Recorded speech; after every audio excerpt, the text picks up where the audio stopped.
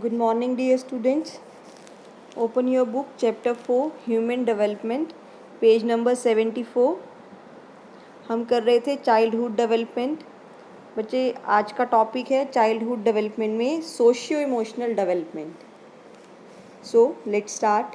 The important dimensions of child's socio-emotional development are the self, gender and moral development.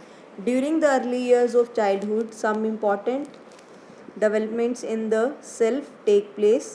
The child, due to socialization, has developed a sense of who he is and whom he wants to be identified with. The developing sense of independence makes children do things in their own way. According to Erikson, the way parents respond to their self initiated activities leads to developing a sense of initiative or sense of guilt. For example, giving freedom and opportunities for play like cycling, running, skating, etc., and answering children's questions will create a sense of support for the initiative taken.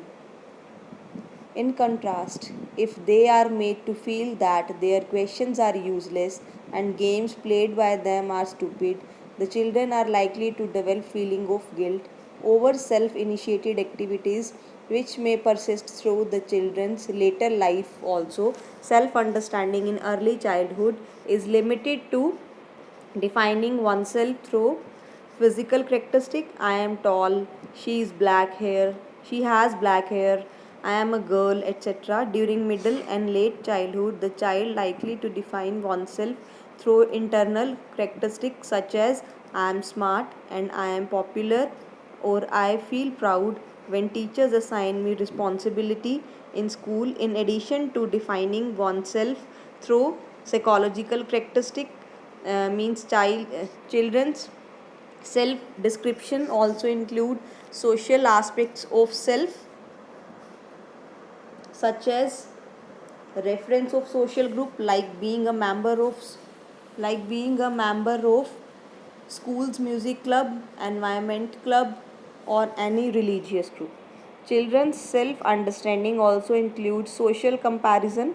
Children are likely to think about what they can do or cannot do in comparison with others. For example, I got more marks than Atul, or I can run faster than others in the class. This developmental shift leads to establishing one's differences from others as an individual. Once the children enter the school, their social world depends beyond their families. They also spend greater amount of time with their age mates and peers. Thus, the increased time that children spend with their peers shapes their development. Means बेटा, यहाँ पे सारी बात की जा रही थी socio emotional development की. यहाँ पे यही बताया गया है, कहते कि जैसे कि छोटा बच्चा बड़ा होता है, सबसे पहले वो ये जानता है कि मैं क्या हूँ, मेरी आइडेंटिटी क्या है. मीन्स लाइक कि gender identity means I am a boy और अ गर्ल. सो मेरी मोरल वैल्यूज़ क्या है, मोरल डेवलपमेंट स्टार्ट होती है उसकी. जैसे जैसे वो फैमिली से बाहर जाता है, ये होती है उसकी फर्स्ट स्टेज डेवलपमेंट की. फिर लेटर ऑन सेकेंडरी, जैसे वो स्कूल जाता है, उसे रिस्पॉन्सिबिलिटीज़ दी जाती हैं, या फैमिली में उसे मीन्स कि अप्रिशिएट किया जाता है उसकी एक्टिविटीज़ के लिए, या छोटे छोटे जो भी वो इनिशिएटिव्स लेता है उसके लिए उसको मीन्स प्रेज़ की जाती है उसकी. तो उससे उसका क्या होता है, सेल्फ एस्टीम स्ट्रांग होता है, उसमें कॉन्फिडेंस आता है. अगर उसकी छोटी छोटी बातों के लिए उसको ऑलवेज डीमोरलाइज़ किया जाए कि नहीं ये तुम क्या कर रहे हो, ये कोई गेम होती है खेलने की, ऐसा नहीं करते, अब आप बड़े हो गए हो, इससे क्या होता है, बच्चे का कॉन्फिडेंस लो होता है, उसकी मोरल वैल्यूज़ डाउन होती हैं. सेम एज़ कि जैसे बच्चा थोड़ा सा और बड़ा हुआ, उसे फ्रीडम दी जाती है, अपॉर्चुनिटीज़ दी जाती हैं साइकिलिंग की, रनिंग की, स्केटिंग की. सो यहाँ कंपैरिजन स्टार्ट होते हैं कि उसका चाइल्डहुड फ्रेंड सर्कल कैसा है, नेबरहुड कैसा है, या पीयर ग्रुप कैसा है. लेटर ऑन कि यहाँ पे वो एक दूसरे के साथ कंपैरिजन एक दूसरे का होता है नहीं होता. सेम एज़ कि अगर उसका एनवायरनमेंट अंडरस्टैंडिंग होगा, उसके पेरेंट्स उसकी फीलिंग्स को समझेंगे, तो उसकी डेवलपमेंट अच्छी होगी, सोशियो इमोशनल डेवलपमेंट अच्छी होगी. लाइक कि जैसे कि बच्चा थोड़ा सा और बड़ा हुआ, ठीक है, तो उसे लगा कि आई एम अ टॉल, मैं इससे लंबा हूँ, मतलब एक कॉम्प्लेक्सेस आने स्टार्ट हो जाते हैं कि मैं इससे छोटा हूँ, या ये मुझसे हाइट में लंबा है, मेरा कॉम्प्लेक्शन फेयर है, या इसका कॉम्प्लेक्शन डार्क है, मेरे लॉन्ग हेयर्स हैं, इसके स्मॉल हेयर्स हैं, तो आई एम अ पॉपुलर, मुझे ही स्कूल में सारी ड्यूटीज़ असाइन की जाती हैं। तो ऐसे क्या होता है कि धीरे धीरे बच्चे के अंदर अंदर एक रिस्पॉन्सिबिलिटी भी आती है और सम टाइम प्राउड भी फील होता है। अगर इस स्टेज पे आके उनको डीमोरलाइज किया जाता है तो उनमें मॉरल वैल्यूज़ क्या हो जाती हैं, उनकी डाउन हो जाती हैं, कॉन्फिडेंस उनका कम हो जाता है। So with this next is moral development. Another important aspect of the child's development is learning to differentiate between the rightness or wrongness of human acts. The way children come to distinguish right from wrong, to feel guilt, to put themselves in other people's position, and to help others when they are in trouble are all components of moral development. Just as human just as children pass through the various stages of cognitive development according to Lawrence Kahlberg, they pass through the various stages of moral development which are age related. Kohlberg interviewed children in which they were presented with stories in which the characters face moral dilemmas. Children were asked what the characters in the dilemma should do, and why, according to him, children approach thinking about right and wrong differently at different stages ages.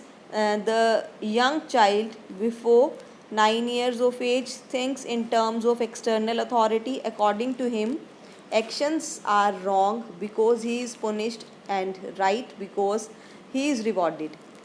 As the child grows, by early adolescence, he develops moral reasoning through set of rules of others, such as parents or laws of the society.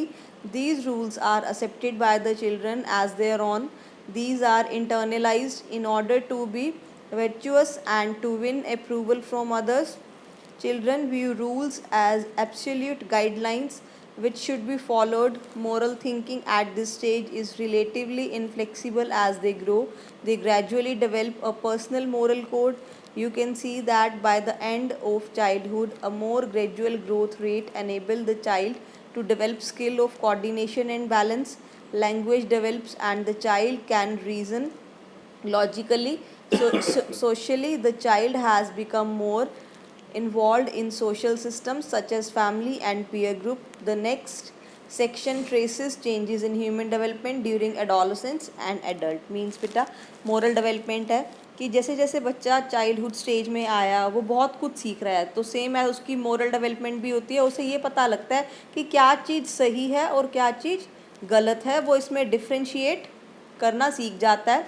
जैसे जैसे बच्चा बड़ा होता है, moral values के लिए वो अपने फैमिली में जो उसके पेरेंट्स के भी कुछ एक्टिविटीज़ होती हैं वो उनको फॉलो करता है, कॉपी करता है। एज वेल धीरे धीरे नेबरहुड में भी या स्कूल में भी एट द एज ऑफ 9 धीरे धीरे उसकी लॉजिकल थिंकिंग जो है वो डेवलप हो जाती है।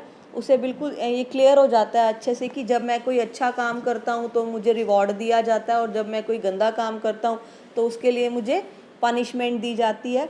तो धीरे धीरे उसकी एडोलसेंट स्टेज आनी स्टार्ट हो जाएगी चाइल्डहुड के बाद, तो उसमें और ज़्यादा रिस्पॉन्सिबिलिटीज़ अपने आप आनी शुरू हो जाती हैं। इंटरनलाइज्ड ही वो सब कुछ समझना शुरू मतलब समझ आना उसे शुरू हो जाता है कि वो अपने आप ही फिर कोई ऐसा काम नहीं करता कि जिससे उसको डांट पड़े। उसकी मोरल वैल्यूज़ या मोरल जो थिंकिंग उसकी है वो धीरे धीरे और डेवलप होनी शुरू हो जाती है। मीन्स जो मोरल थिंकिंग इस चाइल्डहुड स्टेज की है वो रिलेटिवली इनफ्लेक्सिबल होती है, और जैसे जैसे बच्चा बड़ा होता जाता है तो उसकी ये मोरल वैल्यूज़ मोरल डेवलपमेंट अपने आप इंक्रीज़ होती जाती हैं। विद दिस अब नेक्स्ट हम स्टेज कर रहे हैं challenges of adolescence. Adolescence age के क्या क्या चैलेंजेस होते हैं, क्या क्या चैलेंजेस एडोलसेंट एज के जो इंडिविजुअल हैं वो फेस करते हैं। The term adolescence derives from the Latin word adolescere, meaning to grow into maturity. It is the transitional period in a person's life between childhood and adolescence. Adolescence is commonly defined as the stage of life that begins at the onset of puberty. When sexual maturity or the ability to reproduce is attained, it has been regarded as a period of rapid change, both biologically and psychologically. Though the physical changes that take place during this stage are universal, the social and psychological dimensions of the adolescent experiences depend on the cultural context. For example, in cultures where the adolescent years are viewed as problematic or confusing, the adolescent will have very different experiences from someone who is in a culture where adolescent years are viewed as beginning of adult behavior, and therefore undertaking responsible takes through. Most societies have at least a brief period of adolescent. It is not universal across cultures. Means adolescent age जो होती है इसके अंदर biological changes भी होते हैं as well as psychological changes भी होते हैं. तो धीरे धीरे बच्चे के बहुत अलग अलग एक्सपीरियंसेस होते हैं इस एडोलोसेंट स्टेज में बच्चों के. तो धीरे धीरे क्या होता है कि जैसे जैसे कि टाइम टू टाइम उनमें प्यूबर्टी चेंजेस होते हैं या कोई भी अलग, जैसे कि आप देख ही रहे हैं, आप जो आपकी एज है वो एक तरह से एडोलोसेंट एज है. ये हमारा 8th क्लास से स्टार्ट हो जाती है एडोलोसेंट एज. अब है कि इसमें फिजिकल डेवलपमेंट में क्या होता है, प्यूबर्टी और sexual maturity marks the end of childhood and signifies the beginning of adolescent, which is characterized by dramatic physical changes in both growth rate and sexual characteristics. However, puberty is not a sudden event, but it is part of a gradual process. The hormones released during puberty result in the development of primary and secondary sexual characteristics. The primary sex characteristics include those directly related to reproduction, and the secondary sex characteristics include features or signs of achieving sexual maturity. Pubertal changes in boys are marked by acceleration in growth, facial hair, and changes in boys. In girls, rapid growth in height usually begins about 2 years before the onset of menstruation. The growth spurt generally begins at the age of 12 to 13, or boys at the age of 10 to 11. For girls, it is to normal have variation in the pubertal sequence, or for example, among two boys or two girls of same chronological age, one may complete pubertal sequence before the other has begun it. Both genetics and environmental play a part of this. For example, identical twins reach menarche closer in time than do fraternal twins.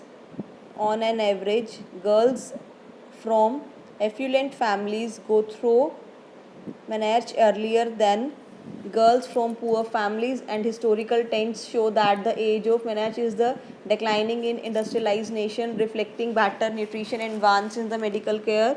Physical development during adolescence is also accompanied by the number of psychological changes around puberty. Adolescence shows an increase in interest in members of the opposite sex and in sexual matters, and a new awareness of sexual feelings develop. This increase attention to sexually is caused by factors such as individual awareness of the biological changes taking place and the emphasis placed on sexually by peers, parents, and society. Even then, many adolescents lack adequate knowledge or have misconceptions about sex and sexuality. Sex is a topic parents find difficult to discuss with children, so adolescents tend to become secretive about sexual concern, with make exchange of information and communication difficult.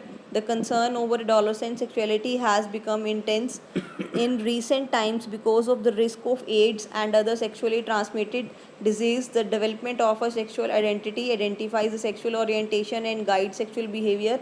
As such, it becomes an important development task for adolescent. How did you think of yourself at the beginning of puberty? Adolescents are preoccupied with what they are like and develop individual images of what they look like.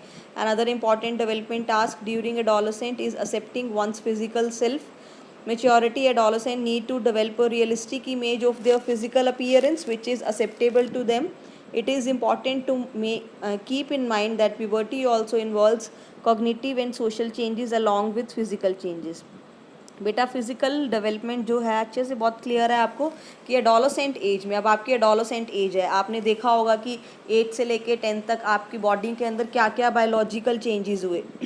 तो यहाँ पे यही है कि कहा गया है कि सम टाइम क्या होता है कि बच्चे अपने पेरेंट्स से डिस्कस करने से घबराते हैं कि भाई जो भी चेंजेस बॉडी में हो रहे हैं मुझे पेरेंट्स से शेयर करने चाहिए या नहीं करने चाहिए। तो इस वजह से क्या है कि बच्चे अपने में ही प्री ऑक्यूपाइड रहते हैं एडोलसेंट एज में। तो इस वजह से क्या है कि प्रॉब्लम्स बढ़ती हैं। तो इससे बेटर ऑप्शन इसमें यही होते हैं कि जो भी बायोलॉजिकल साइकोलॉजिकल चेंजेस आपकी बॉडी में हो रहे हैं एडोलसेंट एज में, वो आपको पेरेंट्स से डिस्कस करने बहुत ज़रूरी होते हैं अगर कहीं ना कहीं पे आप कोई प्रॉब्लम फेस कर रहे हैं। नेक्स्ट है cognitive development changes. Adolescent thought become more abstract, logical, and idealistic. They become more capable of examining their own thoughts, others' thoughts, and what others are thinking about them. Adolescent developing ability to reason gives them a new level of cognitive and social awareness. Piaget believed that formal operational thought appears between the age of 11 to 15. During the stage, adolescent thinking depends beyond actual concrete experiences and they begin to think more in abstract terms and reason about them. In addition to being abstract, adolescent thought is also idealistic. Adolescent being to think about ideal characteristic from themselves and the others and compare themselves and others with these ideal standards. For example, they may think what an ideal parents is like and compare their parents with these ideal standards.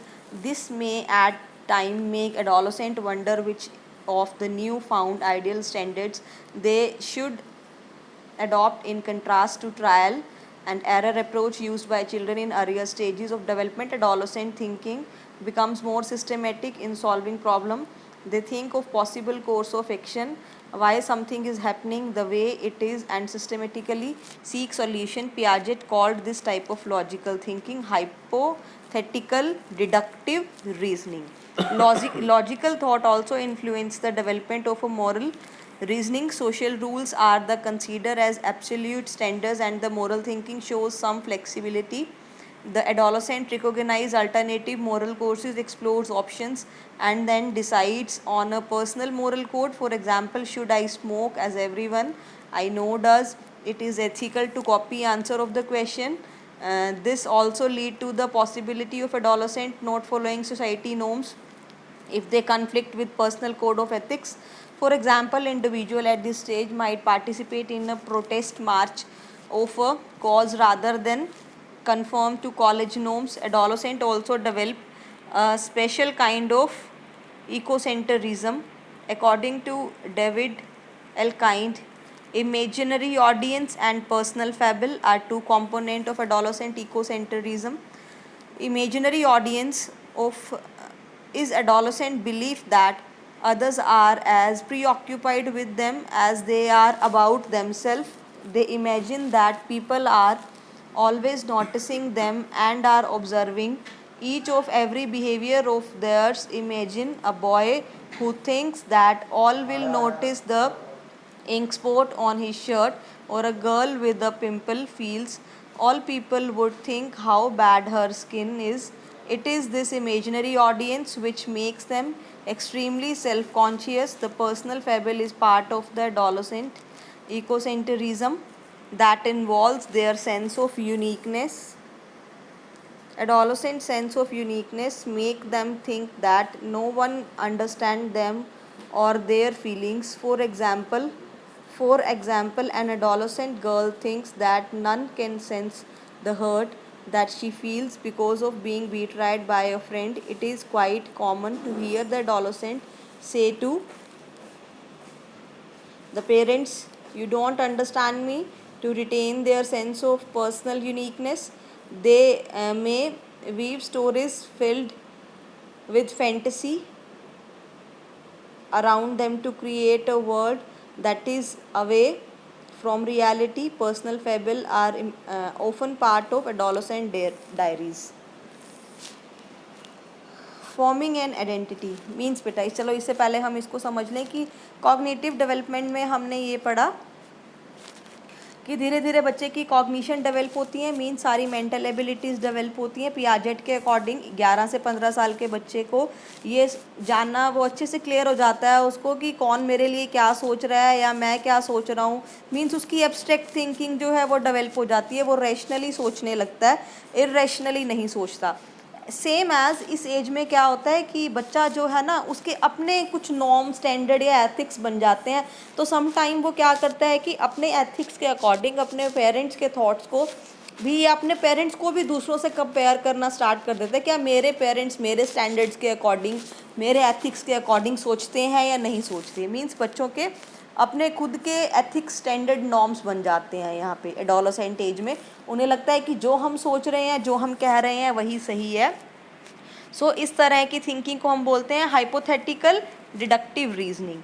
सो अभी यहाँ पे कहा गया कि धीरे धीरे जैसे कि बच्चा अभी ये सोचना स्टार्ट कर देता है कि क्या स्मोकिंग करना सही है या गलत है, क्या किसी के आगे स्मोकिंग करना सही है या गलत है। सेम एज कि एग्जामिनेशंस में कॉपी करना मेरे एथिक्स के अकॉर्डिंग है या नहीं है। सो यहाँ पे एक और एग्जांपल दिया उन्होंने कि धीरे धीरे जैसे जैसे बच्चा बड़ा होता है तो उसके अंदर ईगो सेंटरिज्म स्टार्ट हो जाता है। ईगो सेंटरिज्म होता है मीन्स सेल्फ फोकस्ड होना, अपने पे ही फोकस्ड ज़्यादा होता है। इसमें उन्होंने कहा कि इमेजिनरी ऑडियंस और पर्सनल फैबल।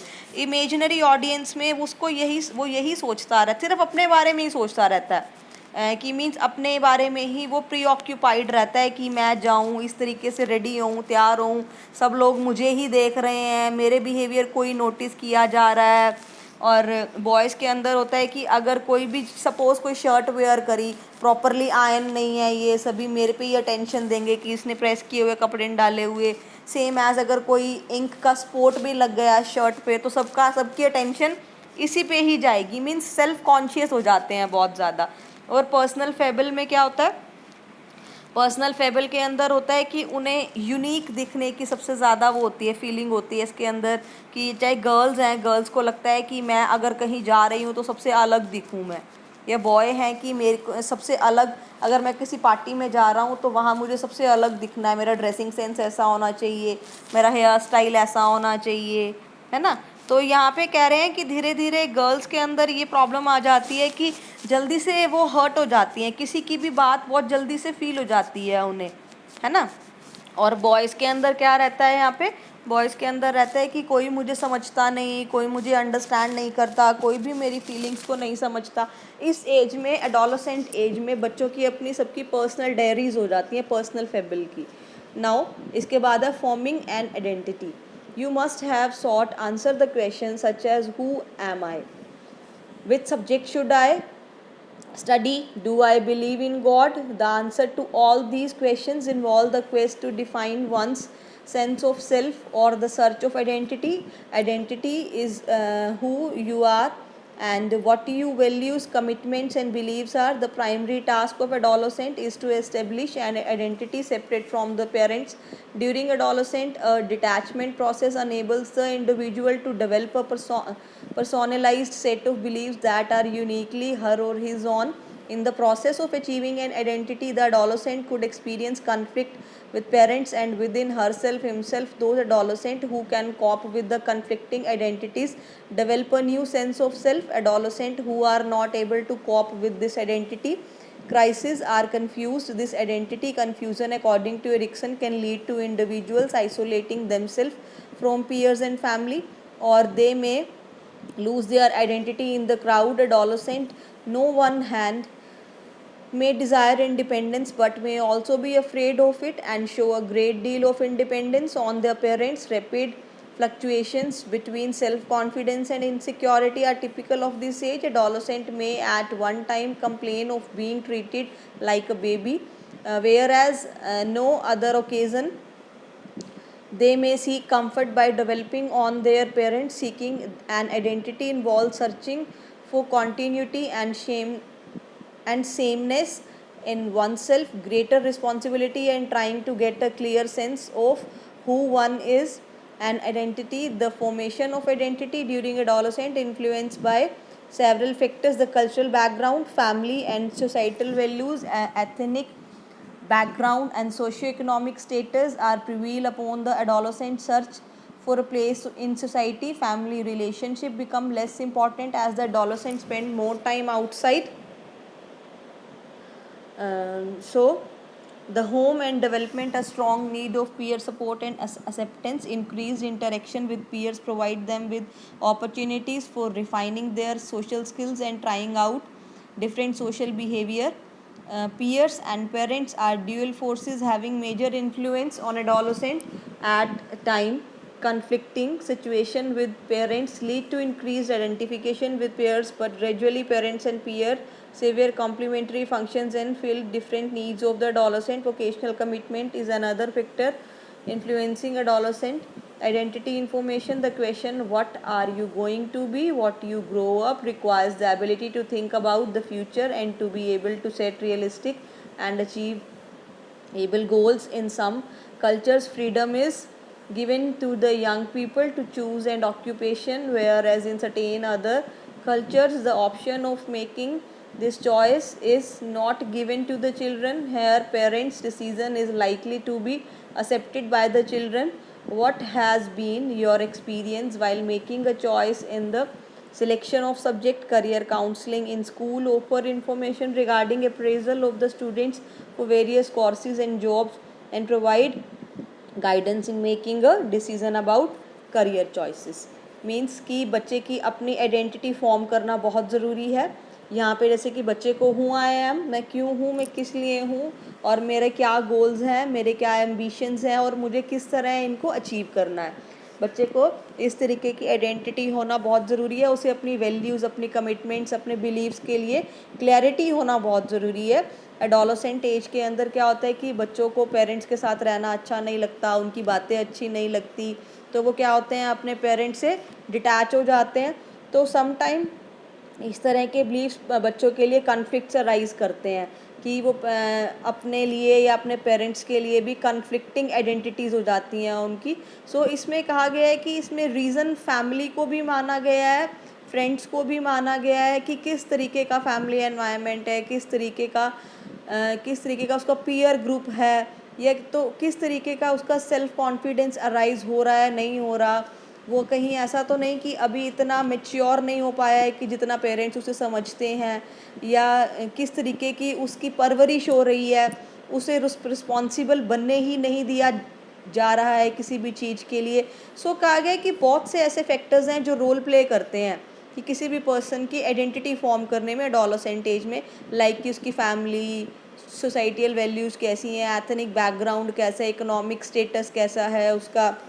फैमिली के रिलेशनशिप्स ज़्यादा इम्पॉर्टेंट रोल प्ले नहीं करते हैं यहाँ पे, क्योंकि बच्चों के खुद की अपनी ही व्यूज़ बन जाते हैं, अपने बिलीव्स बन जाते हैं किसी भी चीज़ को लेके.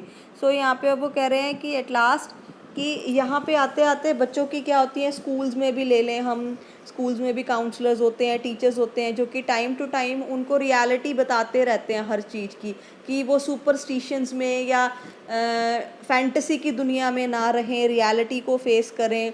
तो वहाँ पे क्या होता है कि जैसे कि करियर काउंसलिंग्स होती रहती हैं उनकी, या किसी भी तरह की डिसीजंस क्या लेने चाहिए उन्हें जॉब्स के लिए, उनके करियर की चॉइसेस क्या होनी चाहिए.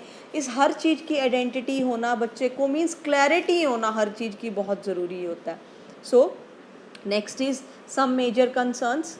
An adult, when we reflect on our adolescent years and recall the conflict, uncertainties, occasional loneliness, group pressure we feel, it was identically a vulnerable period. During adolescent, peer influence, new gained freedom, unresolved problems may create difficulties for many of you. Conforming to peer pressure peer pressure can be both positive and negative. Adolescents are often confronted with decisions regarding smoking, drugs, alcohol, and breaking parental rules, etc. These decisions are taken without much regard to the effect they can have. Adolescents may face periods of uncertainty, loneliness, self-doubt, anxiety, and concern about themselves and their future. They are also likely to experience excitement, joy, and feeling of competence as they overcome the developmental changes.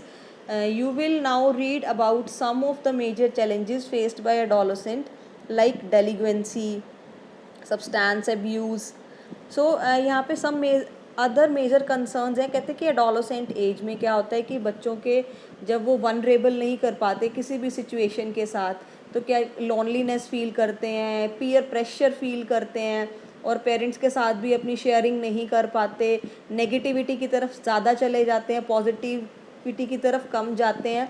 तो यहाँ पे क्या होता है कि parental rules को भी break करते हैं धीरे धीरे। स्मोकिंग, ड्रग्स, एल्कोहल, इस तरीके की सारे जो सब्सटेंस अब्यूज़ स्टार्ट हो जाते हैं इनके।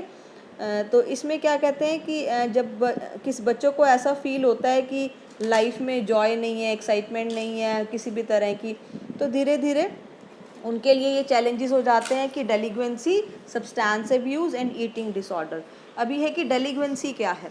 डेलिक्वेंसी होती है कि वैरायटी ऑफ बिहेवियर होता है इसमें, जैसे कि रैगिंग फ्रॉम सोशली जब जैसे लाइक कि कॉलेजेस में गए वहाँ बच्चों की रैगिंग हुई, या अनअक्सेप्टेबल बिहेवियर रहा, लीगल ऑफेंस हुआ। For example include truancy, running away from home, stealing और बल्गरी और it's the vandalism. According with the delinquency और behaviour problems tend to the negative self identity.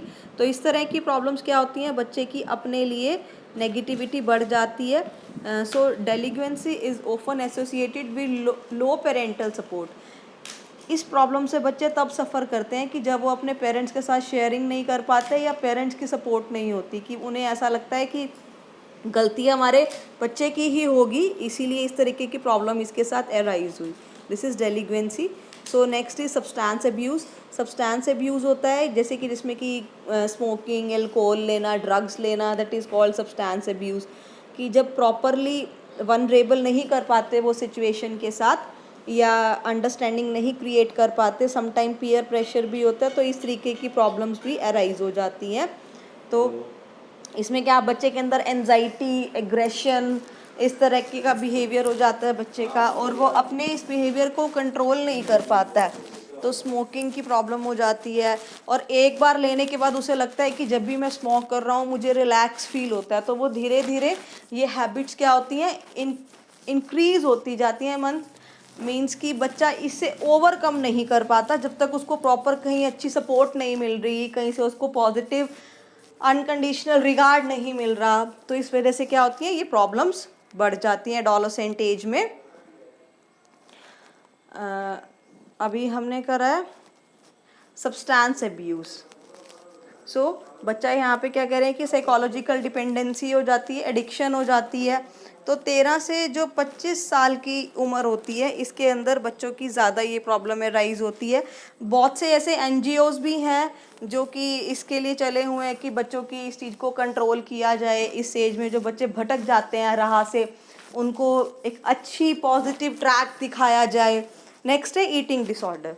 Eating disorder के अंदर क्या होता है, ईटिंग डिसऑर्डर के अंदर 3 तरह की चीज़ें होती हैं। एक होता है एनोरेक्सिया नर्वोसा डिसऑर्डर है ये भी, जो कि ईटिंग डिसऑर्डर में anorexia nervosa, bulimia and binge.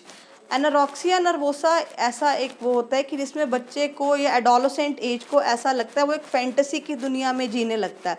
Fantasy होता है कि अपनी ख्वाबों की दुनिया में, जिसमें उसको ऐसा लगता है कि anorexia nervosa is an eating disorder that involves relentless pursuit of thinness through starvation. उसको ऐसा लगता है कि मुझे ना पतला होना है बहुत ज़्यादा। तो वो क्या करता है कि खाना ना कम खाना शुरू कर देता है। कम खाने की वजह से क्या होता है, उसकी बॉडी बहुत ज़्यादा थिन हो जाती है, पतला हो जाता है वो।